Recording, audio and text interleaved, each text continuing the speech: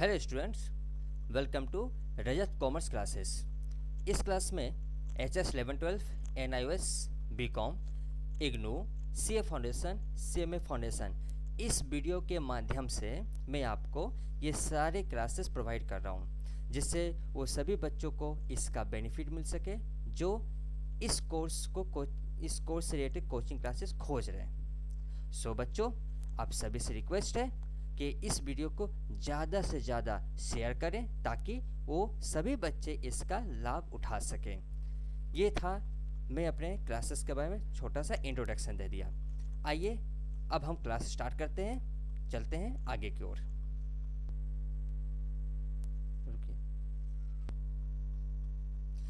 आइए, last video में बच्चों हम लोगों ने गोल्डन रूल्स पढ़ा था, ठीक है, जनरल एंट्री। ये क्लास 11 के लिए और क्लास NIOS के लिए भी मैंने बताया था।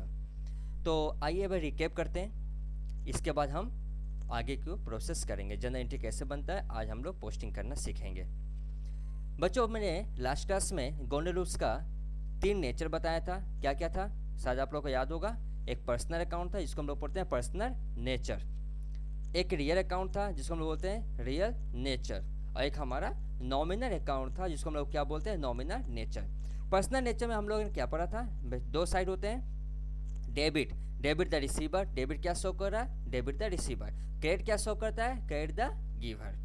पर्सनल का मैंने एग्जाम्पल भी आपको बताया था कैसे पहचानेंगे कि ये पर्सनल अकाउंट है, ठीक है। तो कोई भी पर्सन था, नेचुरल हो या आर्टिफिशियल हो, drawing, capital account of honour, bank, salary account of employ, ये सारे एग्जाम्पल मैंने आपको बताया था कि कैसे पर्सनल अकाउंट पहचानते हैं हम लोग। रियल अकाउंट जो हम बोले थे कि जिस चीज़ को हम देख सकते हैं, छू सकते हैं, हमारा एसेट होता है, तो हमारा रियल अकाउंट। इसमें भी 2 साइड था। एक डेबिट था, डेबिट क्या दिखा रहा था, व्हाट कम्स इन, और क्रेडिट क्या दिखा रहा, व्हाट गोज आउट। तो रियल का एग्जाम्पल मैंने क्या दिया था, cash, any goods, land, building, investment, ये सब हमारा क्या था, रियल अकाउंट, ठीक है। नॉमिनल अकाउंट में भी आप लोग को बोला था कि ये जस्ट फीलिंग आती है, मतलब महसूस होता है कि यार लॉस हो रहा है, बिजनेस में लॉस हो रहा है, कंपनी में लॉस हो रहा है। तो नॉमिनल अकाउंट क्या दिखाता है, डेबिट साइड और expense and loss, credit side और इनकम एंड गेन। मैंने आपको लास्ट क्लास में बोला था कि एक्सपेंस भी 2 टाइप के होते हैं, डायरेक्ट, इनडायरेक्ट। इनकम 2 टाइप के होते हैं, डायरेक्ट, इनडायरेक्ट। मैंने आपको ये भी बताया था कि आपको ये मैं पूरा डिटेल में समझाऊंगा कि एक्सपेंस क्या क्या डायरेक्ट होते हैं और एक्सपेंस क्या क्या इनडायरेक्ट होते हैं। उसी तरह से कि इनकम क्या क्या डायरेक्ट होते हैं और इनकम क्या क्या इनडायरेक्ट होते हैं। तो आइए आज हम लोग पहले इस एक्सपेंस इनकम को अच्छी तरह समझेंगे, इसको आइडेंटिफाई करेंगे। इसके बाद हम आज जनरल एंट्री इसका पोस्टिंग करेंगे गोल्डन रूल्स के हिसाब से। ओके, चलिए आइए देखते हैं हम लोग डायरेक्ट एक्सपेंस और डायरेक्ट इनकम। पहले मैं अभी डायरेक्ट एक्सपेंस और डायरेक्ट इनकम बताऊंगा, उसके बाद में इनडायरेक्ट एक्सपेंस और इनडायरेक्ट इनकम देखेंगे। डायरेक्ट एक्सपेंस क्या होता है, direct expense means all expenses directly connected with the manufacture, production, factory. Direct income क्या होता है, मीन्स ऑल इनकम और profit directly connected with the manufacture, production और फैक्ट्री। अब आइए समझते हैं इसको। मैं बच्चों याद रखिए, मान लीजिए मेरा बिजनेस है, मैन्युफैक्चरिंग का बिजनेस है। मैन्युफैक्चरिंग किस चीज़ कर रहा हूँ मैं, मेरा मैन्युफैक्चरिंग का बिजनेस है। किसका, कौन सी का मैन्युफैक्चरिंग कर रहा हूँ, मान लीजिए मैं पेंसिल का मेरा क्या है, मैन्युफैक्चरिंग का बिजनेस है। आप एक कॉमन सेंस लगाओ, जब मैं मैन्युफैक्चरिंग करता हूँ पेंसिल, तो मेरे को क्या क्या चाहिए, पहले तो मेरे को रॉ मटेरियल चाहिए, पेंसिल के लिए रॉ मटेरियल चाहिए, उसका डाइस चाहिए। डाइस क्या होता है, जो इसका स्ट्रक्चर होता है, जिसमें हम लोग उसका स्ट्रक्चर निकालते हैं, जिसको हम लोग चलती भाषा में बोलते हैं डाइस बोलते हैं। डाइस तो हमारा इंग्लिश भाषा हो गया, स्ट्रक्चर हो गया, ढांचा बोलते हैं। ये क्या होता है, इसका रूप देता, आकार देता है, ठीक है। तो रॉ मटेरियल चाहिए, रॉ मटेरियल खरीदा मैं इसके लिए, इसके बाद इसके ऊपर जो खर्चा लगा, रॉ मटेरियल तो खरीद के लाऊंगा तो खर्चा तो लगेगा, तो ये डायरेक्ट खर्चा हो रहा है, क्योंकि ये सारे खर्चे में बिजनेस से रिलेटेड है, कहीं और खर्चा से रिलेटेड नहीं, बिजनेस है। जब मैं जिस चीज़ का बिजनेस कर रहा हूँ उसी से रिलेटेड ये खर्चा मेरा है, तो इसको हम लोग बोलते हैं डायरेक्ट एक्सपेंसेस, ठीक है। अब मान लीजिए मैंने मैन्युफैक्चरिंग किया पेंसिल का, तो रॉ मटेरियल किया, इसके ऊपर लेबर लगाया, लेबर मतलब मजदूरों को लगाऊंगा, अपने लेबर को, उन्हें भी मजदूरी देना पड़ेगा। फैक्ट्री में जो मैन्युफैक्चरिंग कंपनी है, जो मेरी बिजनेस जो है उसमें लाइटिंग है, लाइटिंग का भी जरूरत पड़ेगा। तो ये सारे खर्चे जो मेरे हो रहे हैं एक पेंसिल बनाने के लिए, तो इसका कॉस्ट मैं जोड़ूंगा कि अब मैं जब इसको मार्केट में बेचूंगा तो कितना मैं प्रॉफिट में बेच सकता हूँ, क्योंकि जब सारे खर्चे मैंने जोड़ लिए, रॉ मटेरियल हो गया, लेबर चार्जेस हो गया और कैरेज हो गया, जो तो आने जाने का खर्चा हो गया, तो सारा खर्चा लेके मान लीजिए मेरा मन गए, एक एग्जांपल लेते हैं, मान लेते हैं 1 लाख रुपया मेरा खर्चा हुआ, तो उसको जब मार्केट में सेल करूँगा तो भैया इनकम तो करना पड़ेगा ना। अगर मैं 1 लाख को 90,000 में सेल करूँ तो मैं 10,000 का तो लॉस हो गया। तो 1 लाख को मैं अगर 1 लाख में ही सेल कर दिया तो no profit no loss. But अगर मैं 1 लाख को 1,10,000 या फिर 1,20,000, मैं 1 लाख से ज़्यादा किया तो जितना एक्स्ट्रा रहा वो मेरा क्या हो गया, इनकम हो गया।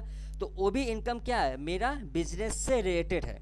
ठीक है, तो आइए हम लोग, अगर आपसे कोई पूछे कि मैन्युफैक्चर, ठीक है मैन्युफैक्चरिंग समझ में आता है, मैन्युफैक्चरिंग बिजनेस होती है, फैक्ट्री होती है, लेकिन अगर कोई डिफिनेशन अगर पूछ लिया कि मैन्युफैक्चरिंग का डिफिनेशन क्या है, क्या बोलेंगे आप? सिंपल में बताना है मैन्युफैक्चरिंग क्या है। मैन्युफैक्चरिंग या पर्सन और कंपनी, मतलब एक काम करने का क्या है, पर्सन है, कंपनी है तो बिजनेस ही तो है। They produce finish goods, finish goods का मतलब क्या, रॉ मटेरियल तैयार करके मैंने सब कुछ कर, पेंसिल बन के रेडी हो गया, ये जो रेडी हो गया पेंसिल बन के, ये मेरे क्या है, फिनिश गुड्स है, मतलब अब ये बेचने के लायक बन चुका है। Finish goods from raw material, raw material में इसका क्या क्या यूज किया हूँ, by using various tools, equipment मतलब हो गया मशीन लगाया मैं, एंड प्रोसेस, उसको प्रोसेस में किया, and then sell the goods to the consumer मतलब अपने कस्टमर को बेचना, होलसेलर को बेचना, ठीक है, डिस्ट्रीब्यूटर को बेचना। तो ये सब हमारा क्या हो गया, इसके ऊपर मैन्युफैक्चरिंग का डिफिनेशन है। अगर बाई चांस एग्जाम में आया तो आप इसको बना के लिख सकते हो। ठीक है, अब आइए देखते हैं हम लोग कौन कौन सा एक्सपेंस डायरेक्ट है और कौन कौन सा इनकम डायरेक्ट है। देखो बच्चों, मैंने यहाँ पे लिखा है परचेज। अभी आप बोले ना सर बिजनेस शुरू किए हैं पेंसिल का, हाँ ठीक है, बिजनेस में पेंसिल का मेरा बिजनेस है, मेरा मैन्युफैक्चरिंग बिजनेस है, फैक्ट्री है मेरी, किस चीज़ का, पेंसिल का। तो जब आप पेंसिल बनाओगे तो इसलिए क्या करना होगा, रॉ मटेरियल तो खरीदना पड़ेगा। तो यहाँ लिखा हुआ परचेज ऑफ रॉ मटेरियल। ठीक है, हमने क्या किया, परचेस किया पहले मटेरियल को, फिर क्या हुआ। अच्छा एक बात बताओ, जब सामान हम खरीद रहे हैं तो कैरेज ऑन परचेस मतलब जो परचेस किए हैं उसको, उसके ऊपर जो खर्चा लगेगा वो भी जो देना पड़ेगा ना, सारा खर्चा बियर करना पड़ेगा। फ्रेट ऑन परचेस, फ्रेट का मतलब था गाड़ी भाड़ा, जो हम लोग जिस ट्रक या फिर जिस गाड़ी में आएगा तो गाड़ी भाड़ा तो देना पड़ेगा ना, तो उसको हम लोग बोलते हैं फ्रेट। ठीक है, फिर कैरेज इनवर्ड का मतलब हो गया जब हम हमारा गुड्स गाड़ी से उतरता है तो वहाँ से लेकर हमारे गोडाउन तक आने का जो बीच का जो खर्चा होता है, कैसे आएगा, बाई ऑटो रिक्शा जैसे भी हायर करके लाएंगे, तो उसको बोलते हैं कैरेज इनवर्ड। फॉर एग्जांपल मान लो ये मेरा गाड़ी है, यहाँ से मेरा माल उतरा और मेरे गोडाउन तक आया, तो ये जो बीच का जो दूरी तय किया है डिस्टेंस, यहाँ पर जो मेरा खर्चा लगा, मतलब यहाँ से लेकर यहाँ तक आने का, मतलब इनवर्ड मतलब यहाँ तक मेरे गोडाउन में आने का खर्चा, उसको बोलते हैं कैरेज इनवर्ड। ठीक है, वो भी हमारा खर्चा ही है, ऐड करेंगे इसको। पैकिंग किए, अब जब हमारा सामान पूरा फिनिश गुड्स रेडी हो जाएगा तो उसको मैं पैकिंग करूँगा। वेजेस क्या होता है बच्चों, जब हम अपने फैक्ट्री में अब एम्प्लॉयर मतलब लेबर, नॉट एम्प्लॉयर, लेबर लगाते हैं, मजदूर लोगों को लगाते हैं, तो उनको पर आवर के हिसाब से मजदूरी देना पड़ता है ताकि वो काम कंटिन्यू करते रहें, क्योंकि मशीन में काम करना पड़ता है, लेबर लगाना पड़ता है। तो लेबर को जो हम लोग पर घंटे के हिसाब से चार्ज देते हैं, मतलब 20 रुपया पर घंटे के हिसाब, जितना घंटा काम करेगा उतना हम लोग इंटू करके उसको वेजेस देते हैं, that is called the wages. ठीक है, फिर इसके बाद वेजेस सरी वही हो गया। कस्टम ड्यूटी ऑन इम्पोर्ट, मैं बच्चों इसको समझो, कस्टम ड्यूटी ऑन इम्पोर्ट का मतलब होता है, इम्पोर्ट का मतलब होता है हम बाहर कंट्री से अपने इंडिया कंट्री में कुछ इम्पोर्ट करते हैं, मतलब मंगवा रहे हैं, कोई अपना रॉ मटेरियल मंगवा रहे हैं, तो उसके ऊपर भी क्या देना पड़ता है, custom duty. Custom duty just simple meaning में समझो टैक्स, एक टाइप का क्या हो गया, टैक्स देना पड़ रहा है ताकि हमारा गुड्स इंडिया में आ जाए। ठीक है, फिर डक चार्जेस हो गया। डक चार्जेस में जो हमारे शिप के द्वारा जो आते हैं, शिप के द्वारा जो हमारा गुड्स आता है, वहाँ भी हमारा गुड्स को उतरवाने के लिए वहाँ पे हमको क्या देना पड़ता है, डक चार्जेस, ठीक है। फैक्ट्री का एक्सपेंसेस हो गया, उसका इंश्योरेंस करवाओ। फ्यूल, हीटिंग, लाइटिंग, अभी मैंने बोला कि भैया अब मेरा मैन्युफैक्चरिंग का कंपनी है, मैन्युफैक्चरिंग बिजनेस चल रही है, तो उसमें लाइटिंग लगेगा, हीटिंग लगेगा, और भी सारे खर्चे हैं, तो ये सब फैक्ट्री से रिलेटेड है। याद रखिए सारा खर्चा किस से रिलेटेड है, फैक्ट्री मतलब बिजनेस से रिलेटेड है, ठीक है। अब बताइए ये सारा खर्चा मैंने किया, ये जितने भी मैंने खर्चा किया, तो इसको तो अब मेरा गुड्स रेडी हो गया, फिनिश गुड्स बन के रेडी हो चुका है, किस लिए, मार्केट में सेल करने के लिए। तो हम जब सेल करेंगे बच्चों, तो इसके ऊपर तो इनकम ही तो होगा ना, तो हमारा सारा खर्चा जोड़ लेंगे, हम अपना सारा रॉ मटेरियल का सब कुछ ऐड करके देखेंगे कितना में इसको हम बेच सकते हैं, तो हमारा उसका क्या बनेगा, इनकम। तो सेल में क्या क्या आ जाएगा, मतलब डायरेक्ट इनकम में क्या क्या आएगा बच्चों, सेल करेंगे। लेकिन एक बात बताओ, सेल आप किसको करोगे, अभी मैंने आपको डिफिनेशन बताया था, कंज्यूमर, डिस्ट्रीब्यूटर, होलसेलर। तो मैं बच्चों जब हम सेल कर रहे हैं, अब मेरे गोडाउन से, मान लो मेरा गोडाउन है, मेरे गोडाउन से तो डिस्ट्रीब्यूटर के पास जा रहा है, होलसेलर के पास में जा रहा है, तो जो जाने का जो खर्चा है ना, ये भी तो मैं ही बियर करूँगा, लेकिन ये खर्चा मैं अपने सेल में ऐड कर लूँगा। मैं सामने वाले पार्टी से बोलूँगा कि भैया मेरा जाने का खर्चा भी तो हुआ है, आपके पास गुड्स आया तो उसका खर्चा भी तो मैं ही किया, तो मेरा जो प्रॉफिट बनता है सेल प्लस 20 का जितना खर्चा है, सब मिला के मेरा total expense, sorry total sales. आई बात समझ में। तो हम बोलेंगे कैरेज ऑन सेल, कैरेज मतलब जो सामान मेरा जा रहा है, फ्रेट ऑन सेल, गाड़ी से जा रहा है तो गाड़ी का भी खर्चा मैं ही दे रहा हूँ, पैकिंग करके भेजा, कमीशन भी मैं चार्ज करूँगा, तो सारा खर्चा मैं जो चार्ज करता हूँ तो उसको मैं अपने इनकम में ऐड करूँगा, तो उसको मैं क्या कहूँगा, सेल प्लस ऑल जितना मैंने खर्चा किया सेल्स के ऊपर में। याद है कि खर्चा मैं वर्ड यूज़ कर रहा हूँ, खर्चा एक्सपेंस, पर किसका एक्सपेंस यूज़ कर रहा हूँ, सेल्स के ऊपर जो एक्सपेंस हुआ है, ठीक है। इधर जो मैंने यूज़ किया था परचेस के ऊपर एक्सपेंस, तो परचेस में ऐड किया टोटल। यहाँ जो मैं बोल रहा हूँ यहाँ पे सेल्स के ऊपर जो मैं एक्सपेंस यूज़ किया हूँ, तो पूरा टोटल जोड़ के मैं अपने सामने वाले बंदे से ले लूँगा, तो मेरा इनकम बन जाएगा। मान लो मेरा ये सारा एक्सपेंस मिला के 1 लाख हुआ, तो यहाँ पे मैंने बंदे वाले सामने क्या मैं सब कुछ मैं देख लिया कि हाँ जाने का खर्चा इतना लगेगा, उसके पास इतना फ्रेट का खर्चा इतना लगेगा, पैकिंग खर्चा इतना है, तो टोटल मिला के मेरा 1,20,000 हो रहा है या फिर 1.5 लाख हो रहा है, तो मैं उससे उतना वसूल कर लूँगा, मेरा वो इनकम हो गया। तो अभी तक आप क्या सीखें, आपने बोला सर ये जो डायरेक्ट एक्सपेंस होता है, डायरेक्ट इनकम होता है, ये बिजनेस से रिलेटेड होता है। और बिजनेस मतलब हो गया हम किसी भी चीज़ का बिजनेस कर सकते हैं, चाहे मैन्युफैक्चरिंग बिजनेस हो, चाहे कोई चीज़ का फैक्ट्री हम लगा रहे हैं, तो ये सब हमारा बिजनेस में जो खर्चे लगते हैं वो हमारा डायरेक्ट एक्सपेंस और डायरेक्ट इनकम उसी से रिलेटेड होगा, ठीक है। आई होप आप लोग को समझ में आया होगा। अगर कोई भी डाउट होता तो मुझे आप कमेंट कर दीजिए, पिन करिएगा, मैं उसका रिप्लाई कर दूंगा। आइए अब हम लोग देखते हैं इनडायरेक्ट इनकम क्या होता है और इनडायरेक्ट एक्सपेंस क्या होता है। ध्यान से सुनिएगा, indirect income and indirect expense में बच्चों ये जो खर्चा है ना, ये बिजनेस से रिलेटेड नहीं है, ये कोई मैन्युफैक्चरिंग से रिलेटेड नहीं है, ये आपका ऑफिस से रिलेटेड है, ये आपका प्योर ऑफिस या फिर कंपनी। जैसे बहुत से ऑफिस होते हैं, सीए फर्म हो गए, टीसीएस ऑफिस हो गई, कंपनी हो गई, तो ये सब क्या है वहाँ पे जो खर्चे होते हैं, मतलब बिजनेस से रिलेटेड नहीं है। प्राइमरी मतलब क्या होता है, फर्स्ट बिजनेस आता है उसके बाद उसका खर्चा, लेकिन ये प्राइमरी बिजनेस से रिलेटेड नहीं है। और इसका डेफिनेशन देखें, इनडायरेक्ट एक्सपेंस है, मतलब डायरेक्ट एक्सपेंस नहीं हो रहा है, इनडायरेक्ट हो रहा है। Indirect expense are those that are not directly related to the primary business. देखो मैंने यहाँ पे हाईलाइट किया है, ध्यान से देखिएगा, अंडरलाइन किया मैंने यहाँ पे, नॉट डायरेक्टली रिलेटेड मतलब प्राइमरी बिजनेस रिलेटेड नहीं है।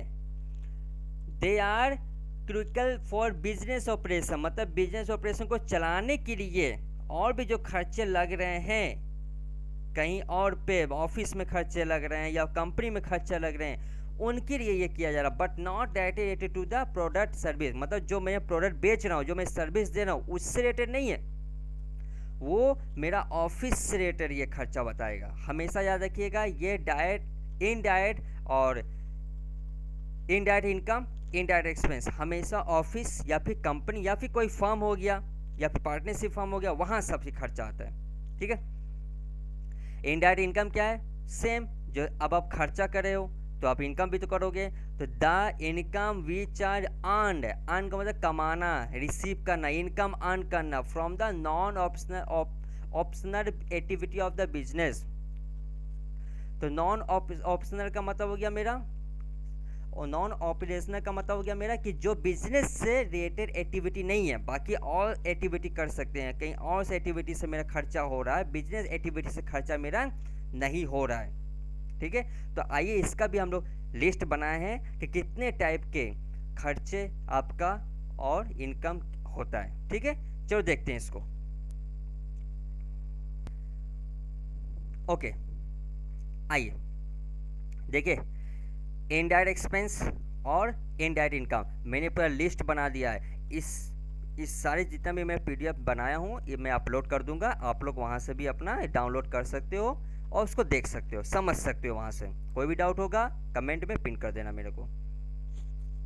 चलिए मैं बच्चों देखो, अभी फिलहाल मैं पहले इनडायरेक्ट एक्सपेंस समझाने जा रहा हूँ। ठीक है, इनडायरेक्ट एक्सपेंसेस क्या है?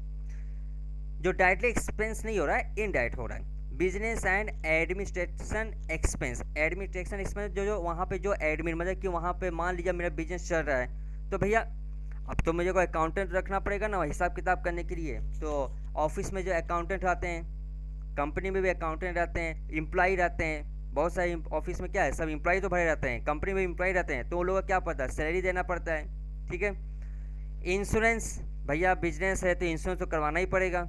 रेंट टैक्स सब देना ही पड़ता है, लीगल चार्जेस देना ही पड़ता है, मतलब वहाँ के जो म्यूनसिपलिटी एरिया लोग होते हैं, लाइसेंस फीस भी अभी आपको बढ़ाना ही पड़ता है। तो ये बिजनेस एंड एडमिनिस्ट्रेशन एक्सपेंसेस है, मतलब बिजनेस से भी रिलेटेड है और एडमिन मतलब उसी से रिलेटेड है, सारा खर्चा है। मतलब लेकिन इनडायरेक्टली, याद रखिएगा ये बिजनेस से ही रिलेटेड है लेकिन इनडायरेक्टली, मतलब बिजनेस में डायरेक्ट नहीं हो रहा है, ये ऑफिस से द्वारा हो रहा है, कंपनी से द्वारा हो रहा है। ठीक है, दूसरे पार्ट में मैंने क्या किया है, सेल्स एंड मार्केटिंग एक्सपेंस, ये भी है, ध्यान दीजिएगा। मार्केटिंग क्या होता है भैया, आप कोई चीज़ को बिजनेस, किसी चीज़ का बिजनेस अगर करते हैं, मान मैं पेंसिल का ही तो मैं बिजनेस कर रहा हूँ ना, तो बिजनेस इसका भी तो मार्केटिंग करूँगा, तभी तो लोग जानेंगे कि मैं किस चीज़ का बिजनेस कर रहा हूँ, तभी तो कस्टमर मेरे पास आएंगे। ठीक है, तो मैं बिजनेस का पेंसिल से करता हूँ तो क्या एडवर्टाइजमेंट करना होगा मुझे? हाँ, मुझे अपने पेंसिल का एडवर्टाइजमेंट तो करना पड़ेगा, ये भी तो हमारा क्या मार्केटिंग का खर्चा है, सेल्स बढ़ाएगा। अगर मैं एडवर्टाइजमेंट कर रहा हूँ तो इसका मतलब मेरा सेल ज़्यादा होगा, मेरा पेंसिल ज़्यादा से ज़्यादा क्या हो जाएगा, सेल होगा, प्रॉफिट कमाएंगे। कमीशन अलाउड, कमीशन अलाउड मतलब अब सामने वाले को कमीशन भी तो देना पड़ेगा, सामने वाला बोलता है कि मुझे इतना कमीशन चाहिए, ठीक है कमीशन भी देना पड़ता है, वो भी मार्केटिंग से रिलेटेड है, तो भैया आपको खर्चा तो करना ही पड़ेगा, कमीशन भी देना पड़ेगा। पैकिंग चार्जेस मैंने आपको बता ही दिया। ट्रैवलिंग एक्सपेंसेस, ट्रैवलिंग एक्सपेंसेस का मतलब होता है मान लीजिए मैं अपने बिजनेस को इतना ग्रो कर रहा हूँ कि इससे रिलेटेड हो सकता है मुझे बाहर भी जाना पड़े, अपने बिजनेस से रिलेटेड बाहर अगर जाता हूँ तो वो ट्रैवलिंग एक्सपेंसेस है। ठीक है, तो ट्रैवलिंग एक्सपेंस क्यों कर रहा हूँ, ताकि मैं बाहर जाके अपने बिजनेस को और प्रमोट कर सकूं और ग्रो कर सकूं, उसके बारे में सबको समझा सकूं, तो उसके लिए मैं घूमने गया हूं, तो हमारा क्या है ट्रैवलिंग एक्सपेंसेस। प्रिंटिंग स्टेशनरी मतलब अब आप बिजनेस कर रहे हो तो भैया आपको प्रिंटर चाहिए ताकि आप हर समय आप प्रिंट करके हर नोट्स इनवॉइस वाइस बना सको, बिल बना सको। लैपटॉप चाहिए आपको ताकि काम कर सको। कैरेज आउटवर्ड, आउटवर्ड का मतलब क्या होता है, हमारा सामान बाहर की ओर जो जा रहा, खर्चा जो लग रहा है, तो मार्केटिंग की ये सब खर्चा तो करना ही पड़ेगा। तो ये है सेल्स एंड मार्केटिंग से रिलेटेड एक्सपेंसेस। ठीक है, आइए थर्ड नंबर में क्या लिखा हुआ है, इकोनॉमिक्स एंड अदर एक्सपेंसेस। मैं बच्चों देखो इकोनॉमिक्स अदर एक्सपेंसेस में क्या क्या आ जाता है, ऑडिट फीस। ऑडिट फीस कब होता है, जब आपका टर्नओवर, टर्नओवर का मतलब होता है सेल्स, याद रखिएगा ये टैक्स का भाषा है टर्नओवर, लेकिन आप लोग हमेशा सेल्स को भी टर्नओवर बोल सकते हो। टर्नओवर साल में जो टर्नओवर होता है, हमारे साल कहते हैं ना कि पूरे ईयर एंड में कितना इनकम या कितना लॉस हुआ, ये सब बनाना पड़ता है। तो अगर मान लीजिए आपका करोड़ों में ट्रांजेक्शन हो रहा है, करोड़ों में आपका सेल हो रहा है, तो ऑडिट करना पड़ता है, ये सब सीए वाले करते हैं। इंटरेस्ट ऑन लोन, मान ली अब आप बिजनेस कर रहे हो तो बिजनेस में लोन तो लेना ही पड़ता है, लोन लिए तो लोन का इंटरेस्ट भी आपको देना पड़ रहा है, तो ये भी हमारा क्या है खर्चा ही तो है, हमारे पॉकेट से जा रहा है सब ना। बैंक का चार्ज हो गया। डेप्रिसिएशन ऑन फिक्स एसेट, ये थोड़ा समझने वाली बात है। फिक्स एसेट किसको बोलते हो, फिक्स एसेट है क्या बच्चों, फिक्स एसेट का मतलब होता है वो जो लॉन्ग टर्म बेनिफिट मिले, फिक्स एसेट जो मेरे को long term benefit they, that is called the fix asset. अब सर फॉर एग्जांपल क्या है, आपका मोबाइल फ़ोन ही ले लो, बेनिफिट देता है आपको। आप टीवी ले लो, टेलीविज़न हो गया, फ्रीज हो गया, फर्नीचर हो गया, लैंड हो गया, बिल्डिंग हो गया, ये सब क्या है, फिक्स एसेट है जो हमको लॉन्ग टर्म बेनिफिट देते हैं। अभी डेप्रिसिएशन क्या होता है मेरे बच्चों, देख लो, मान लो कि मैंने एक मोबाइल परचेस किया, ठीक है, ये मेरा मोबाइल क्या किया, परचेस किया। आज मान लो मैंने परचेस किया, इसका 1 महीना यूज़ किया, 1 महीना यूज़ करने के बाद मैं ये मोबाइल बेचना चाह रहा हूँ। मेरे को बताओ, मैंने परचेस किया था, मान लेते हैं, मन गए फिगर ले लेते हैं, 12,000 में परचेस किया, 12,000 में मैंने क्या किया, मोबाइल को परचेस किया। मेरे को सोच समझ के बताओ, मैं 1 महीना के बाद इसको मैं सेल करना चाह रहा हूँ, कितना मिलेगा प्राइस? क्या 12,000 मिलेगा, कि उससे ज़्यादा मिलेगा, कि उससे कम मिलेगा? आंसर इज उससे कम मिलेगा, क्योंकि आप जब भी कोई भी एसेट्स आप खरीदोगे, जिस दिन खरीदे उस दिन के बाद उसका वैल्यू क्या हो गया, कम हो गया। आप कभी ये मत सोचना नहीं सर हम तो अभी खरीदेंगे अभी बेच देंगे वही वैल्यू मेरे को मिल जाएगा, नॉट। आप ये फिक्स एसेट माना जाता है कि जिस दिन आप खरीदें समझ जाना कि यूज हो चुका है। जब इसका यूज हो जाता है तो इसका वैल्यू ओरिजिनल वैल्यू से कम हो जाता है, that is called the depreciation. मतलब इसका वैल्यू क्या है, कम हो गया, डेप्रिसिएट हो गया, कम होते जा रहा है। ओके, तो इसको हम लोग बोलते हैं टेंजिबल एसेट भी बोला जाता है। टेंजिबल का मतलब जिस चीज़ को हम देख सकते हैं, छू सकते हैं, तो हमारा टेंजिबल है, ठीक है। उसको हम लोग डेप्रिसिएशन क्यों बोले, क्योंकि उसका वैल्यू क्या हो गया, कम हो गया है, ठीक है। और भी मैं इसका डिटेल में आपको जो फाइनल अकाउंट बताऊंगा वहाँ पे ये डेप्रिसिएशन का अलग से ही मैं इसको डिटेल में समझाऊंगा, ठीक है। एमोटाइजेशन क्या होता है बच्चों, सुनो, एमोटाइजेशन भी डेप्रिसिएशन की ही तरह है, लेकिन ये इसका मीनिंग सेम है, बस जो लिखने का तरीका अलग है। डेप्रिसिएशन फिक्स एसेट पे होता है, मतलब टेंजिबल एसेट पे होता है। अमोर्टाइजेशन इनटेंजिबल पे होता है। वैसे इनटेंजिबल क्या है, इनटेंजिबल होता है जैसे किसी कंपनी का गुडविल हो गया, गुडविल होता है ना कि कंपनी का रेपुटेशन अच्छी है, ब्रांड कंपनी है। आप लोग जब भी कोई या टी शर्ट खरीदते हो या फिर शूज़ या फिर कोई भी चीज़ तो ब्रांड देखते हो, भैया ब्रांड कैसी है, तो ये गुडविल है उसका, वो सब गुडविल ही उसका ब्रांड शो करता है, ठीक है। या फिर पेटेंट, मेरे बच्चों पेटेंट राइट, पेटेंट राइट किसको बोलते हैं, पेटेंट राइट बोलो या फिर कॉपीराइट बोलो, ठीक है। सुनिए, जब कोई राइटर अपना बुक्स पब्लिश करता है, लिख के पब्लिश करता है, तो उसको क्या मिलता है, कॉपीराइट मिलता है। मतलब उसका क्या सील है, उसका अधिकार, उसके इस अथॉरिटी को कोई और नहीं ले सकता, अदरवाइज वो केस कर देगा। तो ये जो पेटेंट राइट है, कॉपीराइट है, गुडविल है, ये सब इनटेंजिबल है। अब खुद बताओ, आज मैं ही अगर मैं कोई बुक्स अगर मैं पब्लिश करूं तो उसको मैं एक कॉपीराइट ले लिया हूँ, मैं उसका लाइसेंस लिया हूँ, तो लाइसेंस क्या है, जस्ट एक इंटेंजिबल है, उसको क्या है, छू थोड़ी ना है, उसे छू नहीं सकते हैं, बस उसको हम ये लाइसेंस है मेरे पास, तो उसके पे भी अमोर्टाइजेशन होता है। मतलब मान लो आज मैंने लाइसेंस बनाया तो 1 साल के बाद लाइसेंस का वैल्यू क्या हो जाएगा, कम हो जाएगा, फिर से मेरे को रिन्यू करवाना पड़ेगा। तो अगर मैं वो किताब किसी को बेचना भी चाहूँ तो जो ओरिजिनल वैल्यू पे मेरा बुक्स बिक रहा है वो नहीं उतना भी बिकेगा, उसका वैल्यू क्या हो जाएगा, कम हो जाएगा, that is called the amortisation, ठीक है।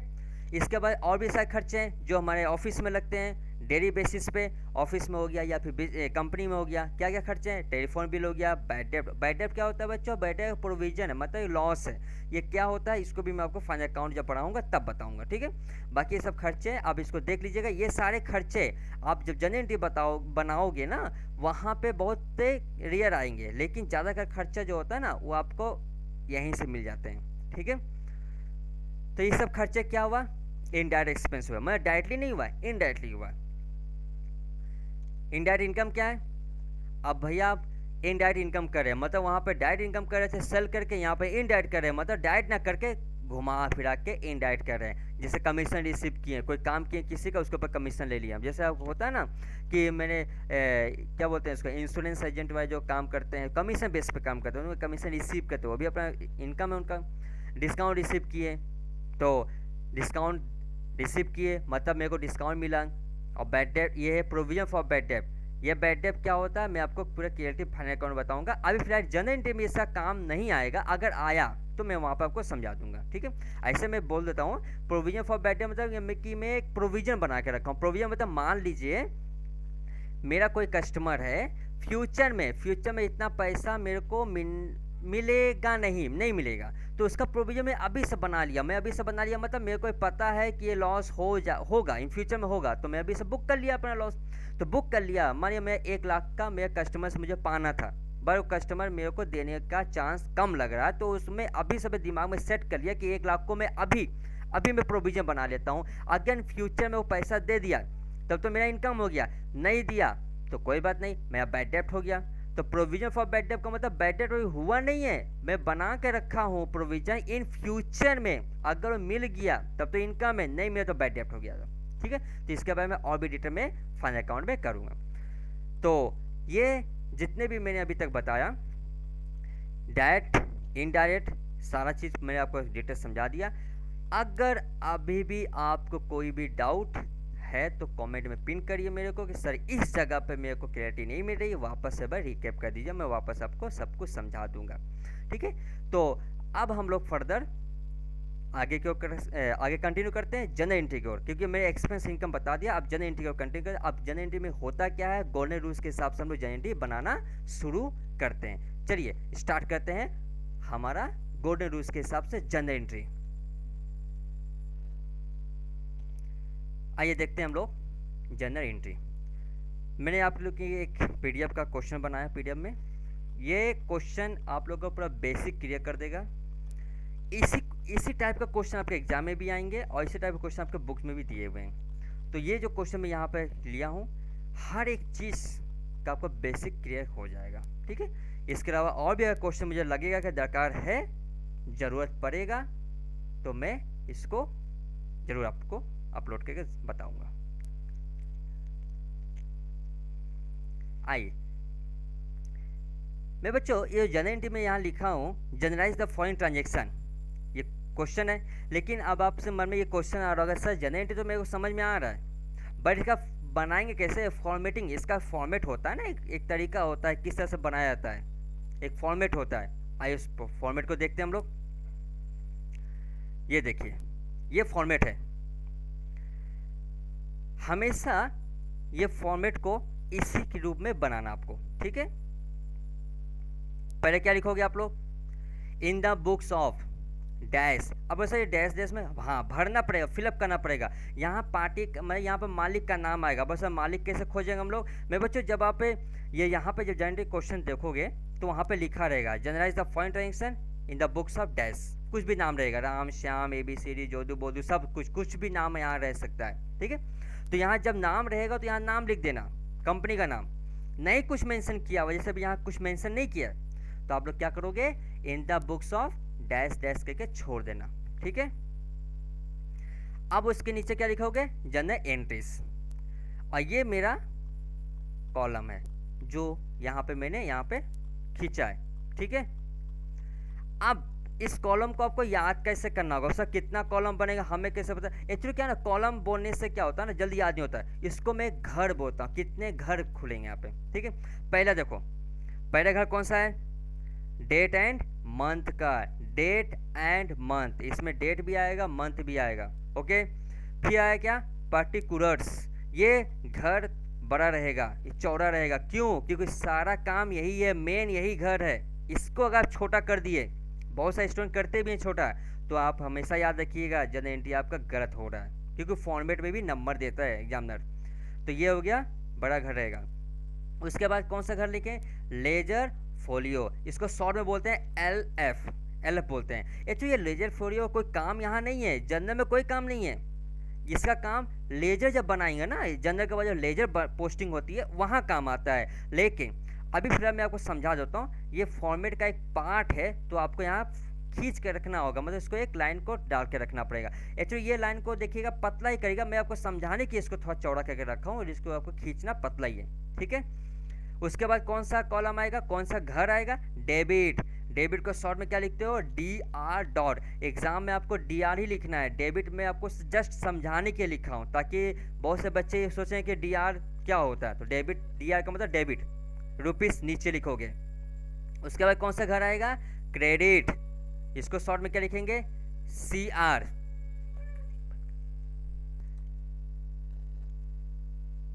ठीक है, तो इसको शॉर्ट में CR बोलते हैं। अब आप लोगों को घर कैसे याद करना है मेरे बच्चों, याद रखना, एक घर हो गया आपका क्रेडिट का, एक घर हो गया डेबिट का, और एक घर हो गया आपका लेजर फेरियो, LF बोलते हैं इसको शॉर्ट ही करिएगा, शॉर्ट ही लाइन इसको करना है, ठीक है। और इसको तो चौड़ा रखना है क्योंकि इसमें सारा काम इसी में होता है। तो ये घर ही हो गया, और एक होता है हमारा ये डेट एंड मंथ का। आप लोग कैसे डिस्टेंस मेंटेन करोगे सर, कितना कितना हम लोग को घर लेना है। एक्चुअली होता क्या है, देखो बहुत से बच्चे क्या करते हैं ना, इसको बड़ा कर देते हैं, इसको छोटा कर देते हैं, इसको बड़ा कर देते हैं, इसको छोटा कर देते हैं, ऐसा नहीं करते, सबको एक बराबर करना है।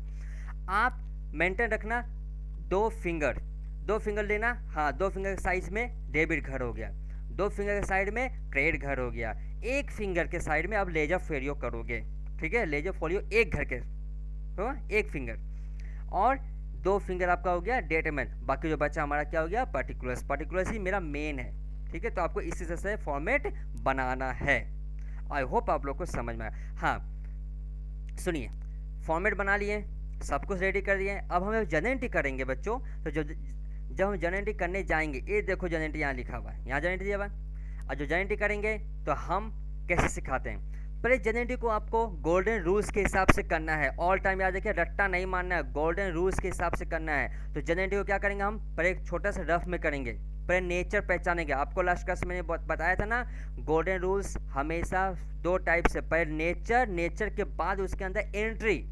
तो ये क्वेश्चन दिया हुआ है, इसका हम नेचर सीखेंगे, उसके अंदर इसका एंट्री क्या होगा, यहाँ पोस्टिंग करेंगे। अब बहुत से बच्चे जो ये वीडियो देख रहे होंगे, हो सकता है ये उनका हो गया होगा, या फिर वो कर चुके होंगे, उनके समझ में आ गया होगा, उनके दिमाग में होगा सब, मुझे सब कुछ पता है, मुझे बेसिक आपका जो रफ करेंगे, रफ मत करके डायरेक्ट फेयर कर दिए। तो मैं ये समझ के वीडियो बना रहा हूँ, मुझे ये लग रहा है कि ये बच्चे हमेशा बेसिक के लेके बता रहा हूँ। अब जो बच्चे यहाँ पे ऑलरेडी कर चुके हैं तो वो स्किप कर सकते हैं या फिर देख सकते हैं, लेकिन मेरा ये मानना है, मेरा ये वीडियो मैं बेसिक से बता रहा हूँ, ताकि मेरा मानना है कि सारे बच्चे नए हैं, फ्रेश हैं, तो मैं इस हिसाब से इस वीडियो को बना रहा हूँ, ठीक है। चलिए, तो मैं पहले क्वेश्चन पढ़ूँ, क्वेश्चन पढ़ने के बाद आपको गोल्डन रूल्स में लेके जाऊँगा, वहाँ से आपको नेचर पहचानना है, नेचर के बाद उसका एंट्री करना है। आई बात समझ में। चलिए हम एक छोटा सा रफ पेपर ले लेते हैं, ताकि वहाँ पर आपको समझाने में मेरे को आसानी होगा। 1 मिनट थोड़ा टाइम दीजिए, बस आइए। चलिए चलो बच्चों, मैं इसको थोड़ा साइड कर देता हूँ, क्योंकि ये इसका काम अभी पोस्टिंग बाद में करूँगा, पहले मैं इसको रफ करता हूँ। आइए पढ़ते हैं, और अपने सामने जब भी आप घर में इसको प्रैक्टिस करोगे, क्वेश्चन सामने रहेगा, गोल्डन रूल्स सामने रहेंगे, तब आपको अच्छी तरह से समझ में आएगा। मैं गोल्डन रूल्स को भी सामने रख लेता हूँ, ये देखो मेरा गोल्डन रूल्स सामने आ गया, ठीक है। चलिए पहले क्वेश्चन देख लें, इसके बाद गोल्डन रूल्स में आएंगे। देखो डियर, क्वेश्चन क्या बोलता है, क्वेश्चन क्या बोला है, 2023 का ईयर है, और मंथ कौन सा है, जनवरी 1। Shyam started business with cash. अच्छा बच्चों, एक बात बता देता हूँ मैं, क्वेश्चन पढ़ने से पहले आप जब भी क्वेश्चन करोगे, सिर्फ इवन यही क्वेश्चन नहीं, पूरा अकाउंटेंसी क्लास 11 12 जितना भी आप सम्स बनाओगे, हमेशा मान के चलोगे कि ये बुक्स मेरा है, हम अपने हिसाब से हैंडल करेंगे। इससे क्या होगा ना, जब अपने हिसाब से बनाओगे तो एकदम आपको क्रिएटिव भी मिलेगी, क्या हो रहा है, कहाँ से परचेस करें, कहाँ से सेल करें, सब समझ में आएगा। बट अगर आप ये सोच के बनाओगे यार कि किसके हिसाब से बनाए, तो आपको कन्फ्यूजन होगा। जैसे बोलो यहाँ श्याम स्टार्ट करा, तो बिजनेस में श्याम का तो होगा ना, ये ट्रांजेक्शन जितना श्याम ही तो क्या होगा, लेन देन खर्चा सब श्याम कर रहा है, क्योंकि ये लाइन सबसे स्टार्टिंग लाइन यही लिखा रहता है, एग्जाम के पेपर में सबसे ऊपर यही लिखा रहेगा। वहाँ क्या लिखा रहेगा, श्याम का जब कोई दूसरा नाम दे देगा, Shyam started business with cash, या फिर लिखेगा स्टार्टेड बिजनेस विथ कैश, या फिर ये भी लिख सकता है स्टार्टेड बिजनेस विथ बैंक। तो घबरा मत जाइएगा, ठीक है। तो आइए हम ये मान के चलते हैं, बुक्स मेरा है, मैं अपने हिसाब से इसको पढ़ूंगा, ठीक है, मैं अपने हिसाब से पढ़ता हूँ। देखो क्या पढ़ रहा हूँ मैं, श्याम स्टार्टेड बिजनेस विथ, मतलब मैं श्याम हूँ, मैं अपना बिजनेस शुरू कर रहा हूँ। तो आप एक पहले इसको अच्छी तरह से हिंदी समझो, हिंदी समझ के उसके बाद इसको समझ के इसके बाद गोल्डन रूल्स में लेके जाके पुट करना है। पहले ऑल टाइम हिंदी समझिएगा आप लोग, फिर भी आप लोग को जो जिसको आता होगा नो डाउट, फिर भी मैं हमेशा पहले इसको बेसिक हिंदी बता के इसको नेचर में लेके जाऊंगा गोल्डन रूल्स में, ठीक है। आइए देखते हैं। स्टार्टेड बिजनेस विद कैश का मतलब मैं बिजनेस शुरू किया कितना में, 80,000 दे के, ठीक है। मैं घर से पूंजी तो लगाया, जब भी कोई नया बिजनेस शुरू करोगे बच्चों तो पूंजी तो लगाना पड़ेगा, कैपिटल लगाना पड़ेगा। लगाओगे बिजनेस में तभी तो बिजनेस आपको वापस पैसा देगा हर महीना। तो हम पहले क्या करें पहले हम क्या करेंगे, बिजनेस में पैसा लगा रहे हैं, ठीक है, उसके बाद मेरे को पैसा मिलेगा। तो इसका सबसे इजी तरीका में बच्चों समझिएगा, मैं सारा क्वेश्चन पढ़ूंगा पर लेना क्या है, लेना वही जो अपना की पॉइंट है। अब वैसे की पॉइंट क्या है यहाँ पे देखो, समझो बच्चों। स्टार्टेड बिजनेस तक हमेशा इसको कैपिटल मान लेना, क्योंकि हमारा क्या है, कैपिटल है, क्योंकि मैं पूंजी लगा रहा हूँ ना, तो ये कैपिटल आपके बुक में या फिर किताब में या फिर आपके क्वेश्चन पेपर में एग्जाम में नहीं लिखा रहेगा। कैपिटल वर्ड यूज नहीं करता वो लोग, कैपिटल जगह क्या लिखेगा, स्टार्टेड बिजनेस लिख देगा, ठीक है। तो जैसे स्टार्टेड बिजनेस अगर लिखा तो आप समझ जाइएगा उसके जगह पे क्या यूज करेंगे, कैपिटल। आई होप आप लोग को ये समझ में आया होगा। बाकी की पॉइंट और क्या मिल गया, ये तो मिल गया, कैपिटल मिल गया, तो बाकी ये सब काट दीजिए, सब बेकार है। और विथ का मतलब कुछ नहीं, ये भी काट दीजिएगा। तो अब क्या बचा, कैश। तो अब मेरे को जितना भी एंट्री बताओगे हर एक एंट्री में 2 ही की पॉइंट मिलेंगे, याद रखिए 2 ही की पॉइंट मिलेंगे। कोई एक एंट्री होगा जिसमें 3 मिलेगा, लेकिन 3 जब मिलेगा मैं बता दूंगा, लेकिन अभी अधिकतर 99% हर एंट्री में आपको 2 की पॉइंट ही मिलेंगे, ओनली 2 की पॉइंट्स। तो 2 की पॉइंट आपको खोजना है जो आपको गोल्डन रूल्स में काम आएगा, वो गोल्डन रूल्स में ही जाएगा 2 की पॉइंट। क्यों, तो देखिए मैंने पहले क्या खोजा, कैपिटल, ठीक है। दूसरा की पॉइंट क्या खोजा, कैश। आइए इसको पूरे वर्किंग में लिखेंगे, डायरेक्ट हम फेयर नहीं करेंगे, पोस्टिंग नहीं करेंगे, हम क्या करेंगे,